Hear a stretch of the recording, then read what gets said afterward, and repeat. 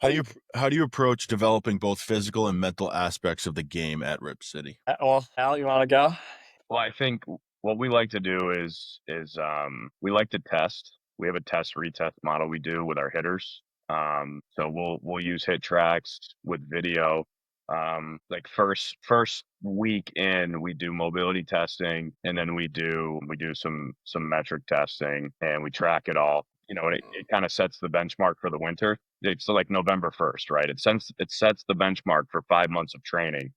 All right, these are my numbers. This is what I'm training to beat. Now, as we know, it's not all about that, right? Like I've seen hitters hit the ball 92 miles an hour and such a better hitter come springtime, and they still hit the ball 92 miles an hour, but they can now hit a breaking ball and they can adjust and they're not falling over after every swing. That's a plus to me, right? But setting those benchmarks, and then retesting, right? So you give them a program, you retest and show progress.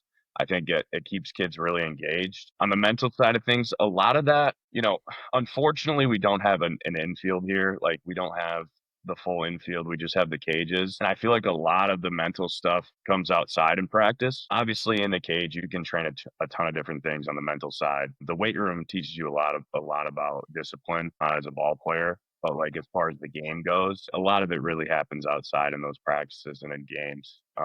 Just how to one, like your hitting approach, right? The way you approach like pitching. Man, the less I thought on the mound, the better. These kids think so much. I can't even I don't know if you have to deal with the same thing. Like, I think kids think too much on the mound nowadays. I don't even know if it's thinking. I think it's just the pressure is getting the kids more of like, I have to be good. Yeah. Like, dude, it's okay to be bad. Like, that's the part of the game, right? Is the highs and the lows. But it's like, I think they're so caught on the high instead of the low anymore. Like, I think back to our days of like, I was 0 for 4 with 4 strikeouts, right? Like the lowest point you can be in baseball, but it's like, all right, you could go 1 for 3 with a homer and 2 hard hit balls the next day. Everything's fine. But it's like, I feel like kids can't get through that moment anymore of like the 0 for 4 with 4Ks anymore. Yeah, dealing with pressure is a big one. We go live, usually starts, so it's every Friday from like the last weekend in January until high school season starts. We go live in the cages, and that's when we learn a lot about our guys. Just bringing out the dog mentality, man. They get super competitive. It's a lot of trash talk. We get umpires in there. Like that's my favorite time of year, dude. Friday's awesome. It helps guys work through those mental battles that they're having with themselves. It's usually with themselves, 100%.